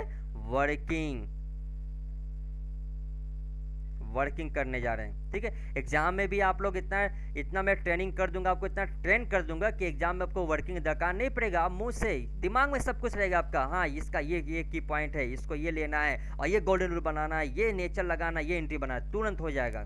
क्योंकि एग्जाम में जनरल और लेजर दोनों मिला के 16 से 18 मार्क्स के आते हैं, तो आपको लेना है पूरा मार्क्स, ठीक है। आइए मैंने क्या लिखा, जेन, ठीक है। अच्छा बताओ बच्चों, कैपिटल मेरा क्या है, की पॉइंट है, मैंने सबसे पहले क्या उठाया, कैपिटल। दूसरा की पॉइंट क्या उठाया, कैश, ठीक है। हर एक एंट्री में 2 ही की पॉइंट होंगे, 3 कब होगा मैं बता दूंगा, ठीक है। चलो देखो अब मैं इसको कहाँ लेके जाऊंगा, गोल्डन रूल्स में लेके जा रहा हूं, ध्यान दीजिएगा। ये देखो बच्चों, मेरे को सोच समझ कर बताओ, कैपिटल क्या होता है सर, कैपिटल तो आपने बोला था जब कोई नया बिजनेस शुरू होता है तो हम लोग पूंजी लगाते हैं, हाँ तो कैपिटल हम लगा रहे हैं, मतलब मेरा कंपनी मेरा बिजनेस है तो कैपिटल मैं ही लगा रहा हूँ ना, तो मेरे तरफ से पैसा जा रहा है। तो कैपिटल हमारा कौन सा नेचर हो गया, पर्सनल नेचर। याद करो बच्चों, मैंने बताया था पर्सनल नेचर, याद आया कुछ, पर्सनल नेचर, ठीक है। पर्सनल नेचर समझ में आ रहा है, पर्सनल मेरा जो मेरा अपना हो। यहाँ मैंने एग्जाम्पल भी लिखा है, देखो ध्यान से, कैपिटल अकाउंट ऑफ ऑनर, जो ऑनर पैसा लगाता है, तो ये कौन सा नेचर हो गया, capital nature, sorry personal nature. तो इसके सामने क्या लिख दिया मैंने, पर्सनल। आई बात समझ में, ठीक है। अभी हम लोग एंट्री में नहीं जा रहे हैं, अभी हम लोग नेचर पहचानेंगे, फर्स्ट ऑल टाइम नेचर, ठीक है। दूसरा क्या है, कैश। याद करो मेरे बच्चों, जब आप बिजनेस शुरू कर रहे हो तो कैपिटल लगाओगे तो पैसा भी तो आएगा, कि इनकम तो होगा ना हमारा, तो इनकम होगा। मैंने क्या बोला, कैश क्या है, देख सकते हैं, छू सकते हैं, एसेट हमारा। देखो रियल अकाउंट में मैंने आपको बताया था, रियल अकाउंट क्या बताता है, कैश दिख रहा है, कैश। तो ये कौन सा नेचर हो गया, रियल। अभी मैंने डेबिट और क्रेडिट नहीं बताया, क्यों, क्यों अभी आपको नेचर समझाया। तो ये मेरे बच्चों देखो, ये हो गया नेचर, मैंने आपको नेचर समझाया। अब मैं इसको क्या समझाऊंगा, एंट्री करना, ठीक है। अब मेरे को सोच के बताओ, समझ के बताओ, कैपिटल आपका है, हाँ आप ही का कैपिटल है ना भैया, आप ही तो पूंजी लगाए हो। तो लगाए हो मतलब बिजनेस में पैसा दिए हो, दिए हो ना। तो आओ पर्सनल में आ जाओ, पर्सनल नेचर में आओ, पर्सनल नेचर में आओ। बताओ पर्सनल के नेचर में कैपिटल क्या होगा, रिसीवर कि गिवर? सोच के बताना, बोलो रिसीवर कि गिवर? रिसीवर, ठीक है। क्या होगा, रिसीवर, मतलब हम पैसा दे रहे हैं बिजनेस में, तो इसको क्या करेंगे, क्रेडिट। आई होप आपको समझ में आ रहा होगा। और कैश, रियल में आ जाओ, रियल में आओ, मेरे को बताओ, रियल में आएंगे तो कैश, अब बिजनेस में पैसा लगाए हैं तो बिजनेस में पैसा कमाएंगे भी तो कैश हमारा क्या होगा, जा रहा है कि आ रहा है? अब सर सिंपल सी बात है, जब हम पूंजी लगाए थे तो उस समय जो मेरा पैसा लगा था बिजनेस में, अब मेरा पैसा इनकम हो रहा है, तो इसका मतलब कैश हमारा क्या है, वाट कम्स इन, मेरे पास पैसा आ रहा है। अब वाट गोज आउट मत बोल देना, क्योंकि पैसा जा नहीं रहा, पैसा तो इनकम से हो रहा है मेरा, तो इसको क्या करेंगे, डेबिट। कभी भी मेरे बच्चों अगर मान लो तुम लोग सभी से, आप सभी से गलती अगर होता है ना, तो गलती सुधारने का तरीका देखो। मान लो मैंने भी एक गलती कर रहा हूँ, मैं एक गलती करने जा रहा हूँ, ध्यान से देखना मैं क्या गलती करने जा रहा हूँ, पेंसिल से लिख रहा हूँ। मान लो मैंने गलती, मेरे कैपिटल तो मेरे को समझ में आ रहा है, कैपिटल भी मैंने क्रेडिट लिखा क्योंकि ये पैसा मैं अपने बिजनेस में दे रहा हूँ, बट कैश भी मेरे को समझ में नहीं आ रहा है कि सर कैश क्या करूँ, कैश जा रहा है कि आ रहा है। अगर आप इसको भी क्रेडिट कर दोगे ना, तो हमेशा याद रखना कभी भी दो एंट्री क्रेडिट नहीं हो सकता है, एक अगर क्रेडिट होगा तो दूसरा अल्टरनेटिव अपने आप डेबिट होगा, क्योंकि एक तरफ जाएगा एक तरफ आएगा। प्लस और माइनस का स्कीम यहाँ यूज होता है, प्लस और माइनस, मतलब एक तरफ हम दे रहे हैं तो दूसरी तरफ हम पा रहे हैं। तो कभी मेरे बच्चों का दोनों अगर सेम अगर दिखा तो समझ जाना आप गलत हो, या फिर मान लो दोनों अगर डी आर दिखा तो समझ जाना आप गलत हो, क्योंकि दो प्लस प्लस नहीं हो सकते हैं, ठीक है। तो एक प्लस एक माइनस, तो मैंने गलती क्या किया, डेबिट डेबिट, क्रेडिट क्रेडिट नहीं होगा, हमेशा एक डेबिट तो दूसरा क्या होगा, क्रेडिट। तो इसको मैं मिटा देता हूँ, हटा देता हूँ, ये बेकार हो गया। ये अगर समझा दूंगा तो आपको लगेगा कि सर तो ये लिखे, ठीक है, इसको मैं काट दे रहा हूँ। चलिए अब हमको तो नेचर भी मिल गया, खुशी के बात तो ये है हमें तो नेचर भी मिल गया, हमें एंट्री भी मिल गया, ये हुआ वर्किंग। इससे कितना सही तरीके से देखो कितना क्लैरिटी मिल रही है, क्लियर हो रहा हूँ मैं। ओहो सर ने बता दिया, पहले तो हर एक एंट्री में दो ही की पॉइंट होंगे, पहले आपको दो की पॉइंट खोजना है बच्चों, उस दो की पॉइंट के बाद में उसका नेचर खोजना है बच्चों, नेचर खोजना है, उसका एंट्री करना है। टोटल 3 स्टेप याद कर लो, 3 स्टेप क्या क्या है बच्चों, पहले उसका दो की पॉइंट, उसके बाद नेचर, उसके बाद एंट्री।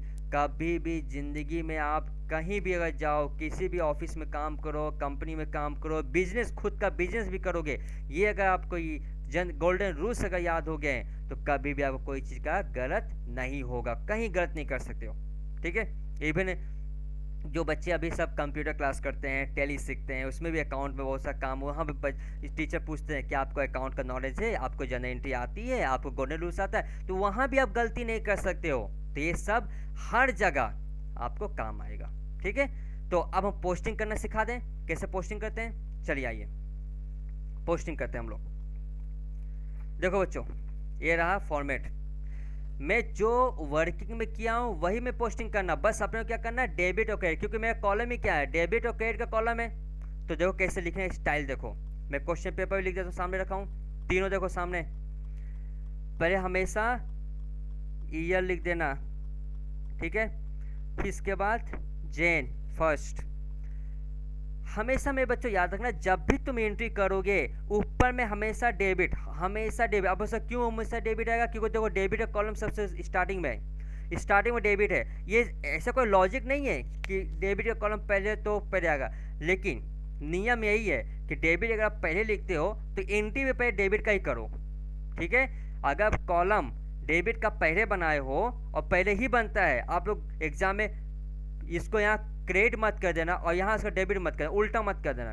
तो पहले डेबिट आएगा, उसके बाद क्या आएगा, क्रेडिट। तो जब डेबिट बना तो एंट्री हमेशा ऊपर में क्या आएगा, हमेशा जितना भी एंट्री करेंगे सब पहले डेबिट होगा, ठीक है। चलो देखें, तो आप डेबिट किसको किए हो, कैश को किए हो। क्यों, देखो नेचर का काम था पहचानना, तो मैं पहचान लिया, अब नेचर का काम खत्म। अब मेरे को क्या काम है, की पॉइंट और एंट्री पॉइंट, बस दो चीज़, की पॉइंट और एंट्री पॉइंट। ठीक है, अपने को दो ही चीज़ पहचानना है, की पॉइंट, एंट्री पॉइंट। ठीक है, नेचर का काम था बताना कि कैसे बताया कौन डेबिट होगा कौन क्रेडिट होगा, लेकिन जब बता चुका ये डेबिट क्रेडिट तब इसका काम भी खत्म। आई होप आपको समझ में आ रहा होगा। चलो एंट्री करते हैं। पहले क्या लिखेंगे, कैश अकाउंट। देखो अकाउंट हम लोग यहाँ पे A/C लिखेंगे, ठीक है, शॉर्ट में A/C। अकाउंट पूरा भी लिख सकते हो और शॉर्ट में भी लिख सकते हो, दोनों, कोई मार्क्स नहीं कटेगा। तो अकाउंट देखो इसे इस तरह से करना जिस तरह से हम कर रहे हैं, इसको dot dot dot dot dot dot करके हम कोना में ले जाकर DR लिखना, क्योंकि अब DR पे लिखना पड़ता है। और उसके बाद जब तुम कैश अकाउंट के बीच में थोड़ा गैप रखना, ठीक है, इस गैप के नीचे सामने सामने लिखोगे 2, ठीक है, 2 क्रेडिट वाला एंट्री को लिखना है, जो क्रेडिट किए हो उसके एंट्री को। उसका एंट्री क्या है, कैपिटल अकाउंट। ठीक है, बहुत से बच्चे यहाँ बहुत गलती करते हैं, आइए हम आपको गलती करके दिखाते हैं। मैं खुद गलती करने जा रहा हूँ, अब मेरे को समझाने की है, ठीक है, मैं गलती कर रहा हूँ समझाने की है। सुनिए, हो सकता है मुझे नहीं समझ में आ रहा है, मैं ऐसे लिख दूंगा कैश अकाउंट डेबिट, मैं गलती कर रहा हूँ, ठीक है, उसको मैं फिर हटा दूंगा। लो मैं पेंसिल से लिख रहा हूँ, मैं ऐसे लिखूंगा cash account debit capital account credit, ये लिखा मैं।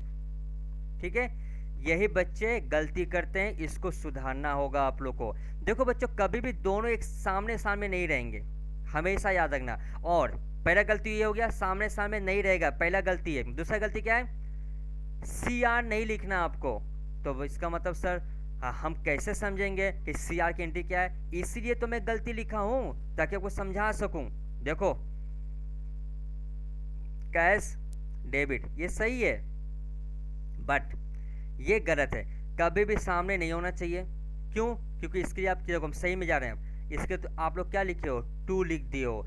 2 का मतलब होता है क्रेडिट, CR नहीं लिखना है, क्योंकि ऑलरेडी आप 2 लिख चुके हो, तो ये C इसको दिखा रहा है, मतलब ये 2 किसको डिनोट कर रहा है, CR को। और जब भी 2 लिखोगे तो इनके दोनों के बीचों बीच लिखना, मतलब थोड़ा सा गैप रखना। ऐसे नहीं कि बहुत से बच्चे ऐसे भी लिखते हैं, मान लो इसको मैं हटा दिया, ये रबर देख, मान लो ये कैपिटल को मैं हटा दिया, कैपिटल हटा दिया, ठीक है, अब बच्चे ऐसे भी लिखेंगे, ये सामने सामने लिखेंगे 2 कैपिटल। मेरे बच्चों ये भी गलत है, लिखने का तरीका जो यहाँ लिखा हूँ वो है, सही तरीका ये है। ठीक है, तो कभी भी सामने नहीं होना चाहिए और कभी क्रेडिट नहीं होना चाहिए। क्रेडिट क्यों नहीं है, क्रेडिट की जगह पर ऑलरेडी 2 लिख चुके हो, तो इसको मैं हटा दूँ ताकि आपको कन्फ्यूजन ना हो। चलिए, तो मैंने क्या बताया, सही एंट्री क्या है बच्चों, cash account debit to capital account. CR नहीं लिखना है, क्यों, CR लिखने का 2 ऑलरेडी आ चुका है। तो देखो मैंने वर्किंग किया, एंट्री बैठा दिया, अब इस वर्किंग को हटा रहा हूँ मैं। क्वेश्चन पेपर देखो सामने क्वेश्चन पेपर लिखा रहा हूँ। अब मैं बच्चों देखो क्वेश्चन पेपर में क्या लिखा हुआ है, अमाउंट कितना दिया हुआ है 80, तो 80,000 किसके सामने लिखेंगे, जब आप डेबिट लिखे हो तो डेबिट के कॉलम में लिखोगे ना, तो यहाँ डेबिट के कॉलम में लिख देंगे हम लोग 80,000। ठीक है, अब बच्चे बोलेंगे सर डेबिट का पैसा डेबिट में गया तो क्रेडिट का पैसा क्रेडिट में जाना चाहिए, हाँ, तो क्रेडिट का पैसा कहाँ जाएगा, क्रेडिट में। लेकिन यहाँ भी बच्चे गलती करते हैं, यहाँ सामने ही 80 लिख देंगे, 80 लिख देते हैं, नहीं, ये गलत है, क्योंकि आप क्रेडिट का एंट्री कहाँ किए हो, नीचे किए हो, तो इसके सामने इसके लाइन के एकदम बराबर बराबर बराबर यहाँ लिखोगे 80, तो यहाँ लिखना पड़ेगा अपने को 80,000। आई बात समझ में, मतलब डेबिट का पैसा डेबिट के साइज में एकदम सामने सामने, और क्रेडिट का पैसा क्रेडिट के कॉलम में सामने सामने। ठीक है, लेजर फेलियर में कुछ नहीं होता, मैं वापस बोल रहा हूँ, ledger folio just as a format है। ठीक है, अब आप तो एंट्री कर दिए, एग्जामिनर कैसे समझेगा कि क्वेश्चन क्या था, एग्जामिनर को समझाना पड़ेगा ना। अब आपको बुलाएगा कि आइए हमारे पास बैठिए और मेरे को बताइए क्वेश्चन क्या है इसका, और आप तो आंसर लिखे हैं, क्वेश्चन क्या है। तो हमारे पास क्या इतना टाइम है, या फिर एग्जामिनर के पास इतना टाइम है, लाखों करोड़ों कॉपी चेक हो रहा है, तो इतना टाइम रहेगा कि आपको बुलाएगा पर्टिकुलर इंडिविजुअल, आप ही को बुला बुला कर पूछेगा सबसे, तो हो गया कॉपी चेक। तो इसलिए क्या करना पड़ता है, आपको यहीं पे क्वेश्चन लिखना पड़ता है। अब ऐसा क्वेश्चन कहाँ से लेके आए मेरे बच्चों, सिंपल है, जो अब क्वेश्चन पेपर दिया हुआ है वही तो क्वेश्चन है। कैसे उतारोगे, जो यहाँ क्वेश्चन लिखना पड़ता है उसको वो नाम देते हैं नरेशन। नरेशन का मतलब होता है क्वेश्चन को दिखाना, ठीक है। कैसे दिखाओगे, ये देखो ब्रैकेट लगाओगे, इसके नीचे BEING, बिंग, बिंग का मतलब होता है दिखाना, ठीक है। दिखा रहे हैं, क्या दिखा रहे हैं, क्वेश्चन। क्या लिखोगे, अब ऐसा क्वेश्चन कैसे समझेंगे मेरे बच्चों, देखो क्वेश्चन सबसे इजी है। क्वेश्चन जो यहाँ लिखा हुआ है ना वही देख के उतारना है, क्योंकि यही तो क्वेश्चन है। आपको अपने मन से नहीं बनाना। हाँ, बना सकते हो, जो बच्चों को अच्छी तरह समझ में आ जाए वो बना के लिख सकता है। हम नहीं बोले कि नहीं बनाना चाहिए, बना सकते हैं आप लोग, अगर आपको अच्छी तरह समझ में आए। नहीं तो यही लिख देना। सबसे बेस्ट क्वेश्चन तो यही है, बना के क्या फ़ायदा, एग्जाम में इतना टाइम थोड़ी ना है अपने पास कि जो हम क्वेश्चन बनाते फिरते रहेंगे। क्वेश्चन जो बना बनाया दिया हुआ है वही अपने को उतार देना है। तो यहाँ मैं लिखूंगा being Shyam started business with cash, ठीक है। आप अमाउंट भी देना चाहो तो अमाउंट भी दे सकते हो, ₹80,000 अमाउंट भी दे सकते हो, आपकी इच्छा है। अमाउंट नहीं दोगे तो भी चलेगा, अमाउंट दे दोगे तो भी चलेगा, क्योंकि आपको तो क्वेश्चन उतारना तो एग्जाम में देख लेगा। अब एग्जाम में क्या करेगा, यहाँ से एग्जाम में क्वेश्चन पढ़ लेगा, अच्छा being Shyam started business with cash 80,000, अब इसका आंसर यहाँ मिल गया, एग्जामर को यहाँ आंसर मिल गया, ये क्वेश्चन हो गया। अब आपको नहीं कुछ करना है, बस खत्म। तो इसको ये जब ये कंप्लीट हो जाएगा तो इसको पेंसिल से, पेन से नहीं पेंसिल से एक अंडरलाइन कर देना, यहाँ तक करोगे। बहुत से बच्चे लोग पूरा ऐसे कर देते हैं, यहाँ तक करते हैं, पूरा ऐसे करते हैं, ऐसे नहीं करना आपको, यहाँ तक नहीं जाना है मेरे बच्चे, याद रखना, यहाँ तक नहीं जाना है, यहीं तक जाना है बस। जहाँ तक डेबिट करोगे, जब डेबिट आप जहाँ तक लिखो वहीं तक आपको करना है, मतलब लाइन पे टच करना है, ठीक है। इतना समझ में आया, आगे करें, एक दो एंट्री और करते हैं, ठीक है, और भी आपको क्लैरिटी मिलेगी। चलिए नेक्स्ट क्वेश्चन की ओर बढ़ते हैं। चलो बच्चों देखते हैं, क्वेश्चन हमेशा पढ़ना, पढ़ के उसको हिंदी में समझना, समझ के उसको 2 की पॉइंट निकालना अपने को, ऑल टाइम 2 की पॉइंट, ठीक है। चलो देखते हैं, जनवरी 2 में क्या हुआ था, purchase goods from Ram on credit. मेरे बच्चों ये जो पार्टी होते हैं, पार्टी का मतलब क्या है, राम श्याम, इनके बारे में कुछ हम समझाना चाहते हैं और फिर इसको समझा दें, इसके बाद हम इसके क्वेश्चन में आते हैं। आइए देखिए, नीचे में लिखा हूँ नोट, ये देखो नोट लिखा हुआ, नोट में क्या लिखा हुआ है, देखो ध्यान देना, नोट में क्या है, संडे डेटर। बच्चों संडे डेटर किसको बोलते हैं, अब वैसा हमें क्या पता, हम तो नए नए सीख रहे हैं। संडे डेटर में बच्चों कस्टमर को बोलते हैं, बस नाम चेंज हो गया। देखो हम लोग क्या है, कस्टमर तो हैं, हम लोग दुकान में जाकर सामान खरीदते हैं तो हम लोग कस्टमर हैं। आप कोई भी सामान खरीदो, चाहे वो खाने पीने का सामान हो, चाहे पहनने का सामान हो, चाहे कुछ भी इंजॉयमेंट का सामान हो, कस्टमर ही तो बन के खरीदते हैं ना दुकानदार से।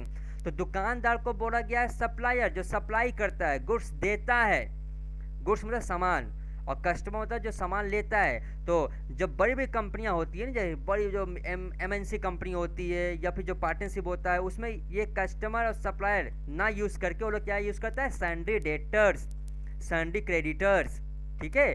तो आपसे अगर कोई पूछे कि भैया सन्डी क्रेडिटर कौन है, तो सन्डी क्रेडिटर सप्लायर है, सन्डी डेटर्स कौन है, सन्डी डेटर कस्टमर है, ठीक है। कस्टमर हम लोग हैं, ठीक है। आओ, इसका मतलब क्या होता है, अब आप बताओ, कस्टमर सामान लेता है कि सामान देता है, सर कस्टमर सामान लेगा, और सामान देगा कौन, दुकानदार देता है, दुकानदार को सप्लायर बोलते हैं हम लोग। दुकानदार सामान देता है तो उसको इंग्लिश में मैंने कैसे वर्ड यूज़ किया देख लो। कस्टमर कौन है, टू हुम, टू का मतलब जिसको, जिसको टू हुम जो गुड्स और सर्विस गिवन, जिसको गुड्स और सर्विस दिया जाता है। अरे कस्टमर तो कुछ देते हैं ना कस्टमर को हम लोग, गुड्स और सर्विस। उधार, क्रेडिट का मतलब होता है उधार, उधारी में देना या फिर नगद में देना। जिसको हम गुड्स और सर्विस क्रेडिट में देते हैं वो हमारा सन्डी डेटर है। और फ्रॉम का जिससे, जिससे गुड्स सर्विस हम लेते हैं, अब किससे ले रहे हैं, दुकानदार से ले रहे हैं। बच्चों ध्यान देना थोड़ा, किससे ले रहे हो, दुकानदार से ले रहे हो तो दुकानदार आपको दे रहा है, तो टेकन, टेकन मतलब लेना और गिव मतलब देना। आई बात समझ में? चलिए, तो ये 2 पॉइंट याद रखिएगा, संडी डेटर्स संडी क्रेडिटर्स। हम हमेशा अकाउंट के भाषा में sundry debtors sundry creditor use करें। कभी कभी कस्टमर सप्लायर पे बुक में लिखा रहता है तो ऐसे घबराइएगा मत, तुरंत दिमाग में क्लिक करिएगा सप्लायर, अच्छा सर तो बताया जाए सप्लायर कौन होता है, संडी क्रेडिटर्स, और कस्टमर कौन है, संडी डेटर्स। ठीक है, आइए करते हैं।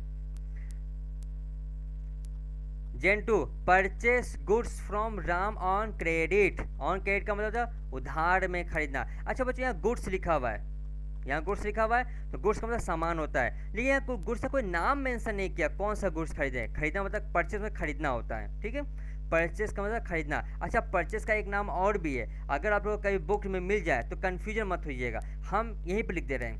परचेस का एक नाम और है बच्चों, BOUGHT,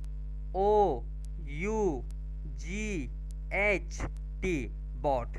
बॉट को ही हम लोग बोला गया है PURCHASED, परचेस। परचेस बोलो चाहे बॉट बोलो, बोलो तो खरीदना होता है, तो बुक में हो सकता है ये भी मिलेगा, तो कन्फ्यूजन नहीं होना, ठीक है, दोनों का मतलब एक है। आइए देखते हैं, तो हम ऐसे लिखेंगे, परचेस गुड्स कर रहे हैं, मैं सामान खरीद रहे हैं, किससे, राम से, उधार में। अपने को सिर्फ 2 की पॉइंट चाहिए भैया, और कुछ नहीं, ओनली 2 की पॉइंट। क्या क्या होगा देखो, जब गुड्स का कोई नाम नहीं दिया हुआ, गुड्स का मतलब कोई सामान होता है, सामान का नाम तो होना चाहिए ना, क्या है, तेल है, शैम्पू है, फर्नीचर है, क्या कुछ तो होना चाहिए, नहीं दिया हुआ है तो इससे कोई मतलब नहीं है, काट दो। फ्रॉम से कोई मतलब नहीं है, काट दो। अरे उधारी में दे रहे हो, ठीक है, लेकिन पार्टी है ना, तो उधारी में दे रहे हो तो उधारी से हमें कोई मतलब नहीं है, काट दो, ठीक है। अब कौन बचा, जिस पार्टी से खरीदे, राम है और खरीदा गया परचेस है, तो 2 पार्टी बच गए, दोनों की पॉइंट मिल गया। क्रेडिट जब दिया, अरे क्रेडिट पर कुछ अकाउंट नहीं होता, इसे हमेशा याद रखना, क्रेडिट कुछ नहीं है, क्रेडिट बस दिखाता है उधार है। जब उधार, एक सिंपल सी बात बताओ, जब तुम किसी दुकानदार से उधार लेते हो तो तुमको क्या पैसा संग संग देना पड़ता, नहीं, बाद में देते हैं। तो दुकानदार क्या करता है, तुम्हारे नाम से एंट्री कर लेता है अपने डायरी में, याद करो अपने डायरी में एंट्री कर लेता है। तुम लोग जब खाता बनवाते हो, राशन पानी लेते हो तो एंट्री करवाते हो ना कि हाँ एंट्री करिए बाद में पैसा देंगे, तो उसको तो उधारी में है, इसका मतलब आपका नाम को एंट्री कर रहा है। तो आइए इसको हम लोग क्या करते हैं, वर्किंग में देखते हैं। देखो बच्चों, आइए देखते हैं, अपने 2 की पॉइंट मिल गया, तो उधारी बोगा कुछ नहीं होता है, ठीक है। जेन 2, मैंने क्या किया, परचेस, और कौन सा की पॉइंट निकला, पार्टी, पार्टी मतलब राम।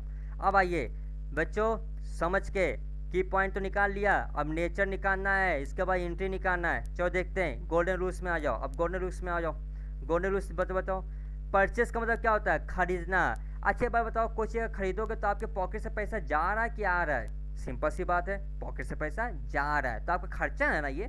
तो खर्चा कहाँ दिखाते हैं, हमने क्या बोला, कोई भी खर्चा महसूस कर, या इतना आज मैंने मान लो 50 रुपया का रोल खा लिया तो इतना खर्चा हुआ। तो देखो नॉमिनल अकाउंट, नॉमिनल अकाउंट देखो बच्चों, नॉमिनल अकाउंट में क्या दिखाता है, ऑल एक्सपेंसेस। अब आपको यहाँ ये नहीं समझना कि डायरेक्ट एक्सपेंस है कि इनडायरेक्ट एक्सपेंस, ये दोनों सिर्फ आप जब फाइनल अकाउंट बताएंगे तब समझ आए। फिर आप ये समझो कि खर्चा है, ठीक है, ये खर्चा है, तो एक्सपेंस खर्चा है, मतलब ये नेचर कौन सा हुआ, नॉमिनल।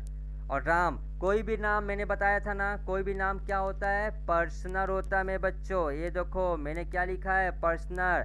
अब तो कोई भी नाम तो पर्सनल ही होगा, मैंने यहाँ क्या लिख दिया, पर्सनल। चलो अब आपको क्या बोला सर, की पॉइंट मिल गया, नेचर मिल गया, लेकिन नेचर का एंट्री बता दो मेरे को, बताओ, सिंपल सी बात है। परचेस में क्या किया, नॉमिनल हमारा क्या है, एक्सपेंस है ना, ये तो हमारा एक्सपेंस है नॉमिनल में, तो एक्सपेंस क्या दिखाता है, डेबिट, ये हमारा एक्सपेंस हुआ ना, डेबिट। जब एक डेबिट होता है तो आपको पता हो गया होगा, अब आपको याद हो गया होगा, एक डेबिट दूसरा ऑटोमेटिक क्रेडिट हो जाएगा। अब ये बताओ, सामान जब खरीदेंगे खर्चा लग रहा है, तो सामान देने वाला तो कोई बैठा होगा दुकान पे ना, दुकान पे कौन बैठा है, राम बैठा है। राम कौन है, पर्सनल, राम कौन है, पर्सनल। तो मेरे बच्चों देखो, क्रेडिट द गिवर, देने वाला पार्टी कौन है, राम है, तो यहाँ क्रेडिट किसको करेंगे, राम को। तो यहाँ क्या कर दिया, सिया, खत्म।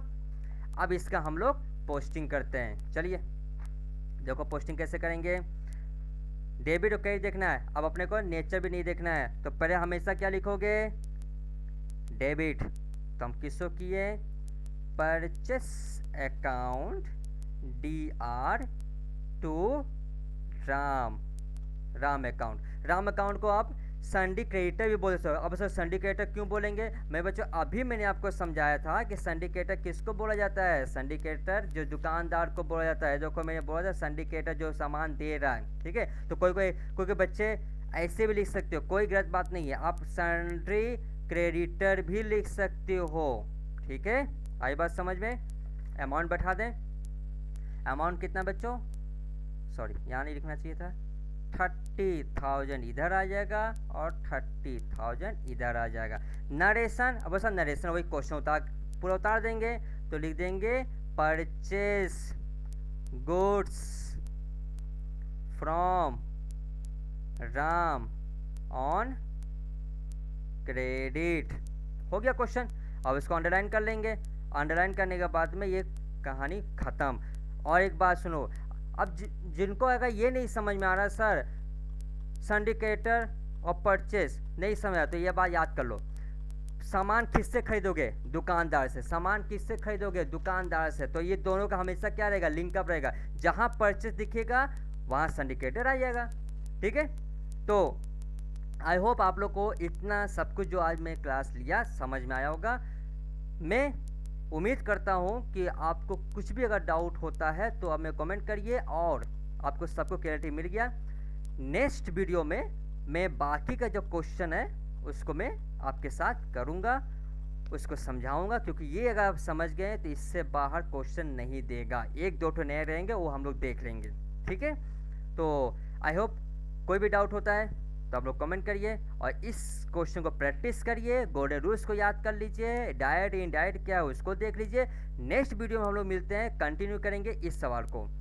तो चलते हैं। और जाते जाते एक बात, अगर आप लोग को ये मेरे पूरा जो भी मैंने पढ़ाया समझ में आया तो अपने दोस्तों के साथ शेयर करिए, सब्सक्राइब करिए, लाइक करिए और अपना प्यार इस पे दीजिए। कमेंट करिए अगर कोई परेशानी है तो। इसके साथ साथ ये वीडियो क्लोज कर रहा हूँ। मैं नेक्स्ट वीडियो मिलता हूँ आपके साथ। चलिए, थैंक यू।